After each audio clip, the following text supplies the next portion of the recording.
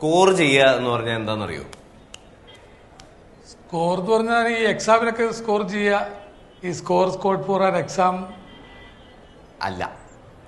അതായത് ഈ കഞ്ചാവൊക്കെ പോലത്തെ ലഹരി വസ്തുക്കളില്ലേ, അത് സംഘടിപ്പിക്കുന്നതിന്, അത് വാങ്ങുന്നതിന് കുട്ടികൾ ഉപയോഗിക്കുന്ന കോഡ് വാക്കാണ് സ്കോർ ചെയ്യുക എന്നുള്ളത്. അപ്പൊ ഈ ലഹരി സംബന്ധമായിട്ട് കുട്ടികൾ ഉപയോഗിക്കുന്ന ഇതുപോലത്തെ കുറെ കോഡ് വാക്കുകളുണ്ട്. അതിനെ പറ്റിയിട്ട് പഠിക്കാനാണ് ശരിക്കും പറഞ്ഞ ഇന്നത്തെ ക്ലാസ്. അപ്പൊ ലൈൻ ഇടുക എന്ന് പറഞ്ഞാൽ എന്താണെന്ന് അറിയോ?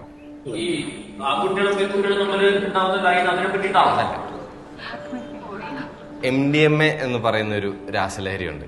അപ്പോൾ അത് ഉപയോഗിക്കുന്നതിനുള്ള ഒരു കോഡ് വാക്കാണ് ലൈൻ ഇടുക എന്ന് പറയുന്നത്. ഈ ജോയിന്റ് അടിക്കുക, സ്റ്റിക്ക് അടിക്കുക, അതൊക്കെ എന്താണെന്ന് അറിയാമല്ലോ അല്ലേ? സ്റ്റിക്ക് ഇതല്ല, കഞ്ചാവ് വലിക്കുന്നതിന് പറയുന്നതാണ് ജോയിന്റ് അടിക്കുക, സ്റ്റിക്ക് അടിക്കുക എന്നൊക്കെ ഉള്ളത്. പേപ്പർ ഇടുക എന്താണെന്ന് അറിയോ? അറിയോ അറിയോ അറിയോ പേപ്പർ ഇടുക അല്ല. LSD എന്ന് പറഞ്ഞിട്ടൊരു ഡ്രഗ് ഉണ്ട്, ഒരു രാസലഹരി വസ്തുണ്ട്. അത് ഉപയോഗിക്കുന്നതിന് പറയുന്നതാണ് പേപ്പർ ഇടുക എന്നുള്ളത്. ഇനി പേപ്പർ തരുവോ അല്ലെങ്കിൽ പേപ്പർ ഉണ്ടോ എന്ന് പറഞ്ഞ് വേറൊരെണ്ണം കൂടെ ഉണ്ട്. അതെന്താണെന്നറിയാമോ? അതായത് ഈ കഞ്ചാവൊക്കെ റോൾ ചെയ്യാനായിട്ട്, അത് ചുരുട്ടാനായിട്ട് ഉപയോഗിക്കുന്ന ഒരു പ്രത്യേകതരം പേപ്പർ ഉണ്ട്, റോളിംഗ് പേപ്പർ.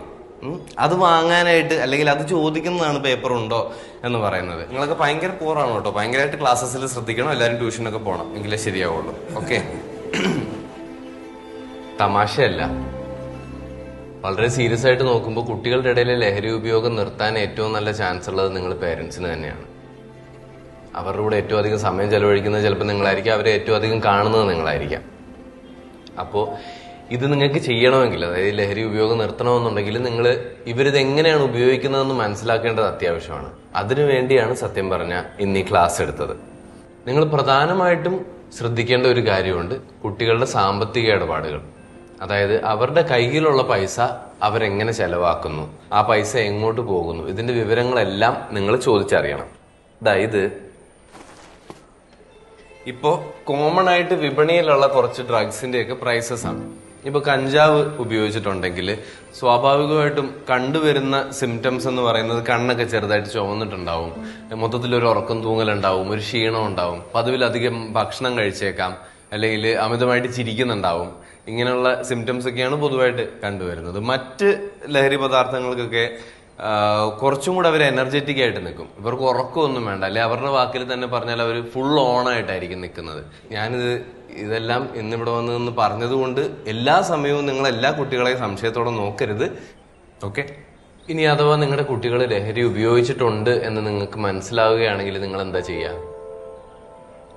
അതിനെ ചൊല്ലി നിങ്ങൾ അവരുമായിട്ട് തർക്കിക്കുവോ, ശിക്ഷിക്കുവോ, അല്ലെങ്കിൽ വീട്ടിൽ വലിയൊരു അടിയും ബഹളവും ഉണ്ടാക്കുവോ? ഇതൊന്നുമല്ല ചെയ്യേണ്ടത്. ഇതിന് പരിഹാരം നിങ്ങൾ ഒറ്റയ്ക്ക് കണ്ടുപിടിക്കണമെന്നില്ല. 14405 ഒരു ഹെൽപ്പ് ലൈൻ നമ്പറാണ്. ഇതിലേക്ക് വിളിച്ചാൽ നിങ്ങളുടെ കുട്ടികൾക്ക് ലഹരിയിൽ നിന്ന് പിന്മാറാനായിട്ടുള്ള സഹായം മുഴുവൻ നിങ്ങൾക്ക് ഈ ഹെൽപ്പ് ലൈൻ നമ്പറിൽ നിന്ന് കിട്ടും. ലഹരിക്കെതിരായിട്ട് നമുക്ക് എല്ലാവർക്കും ഒറ്റക്കെട്ടായിട്ട് നിൽക്കാം, ഫൈറ്റ് ചെയ്യാം. Okay, class dismissed.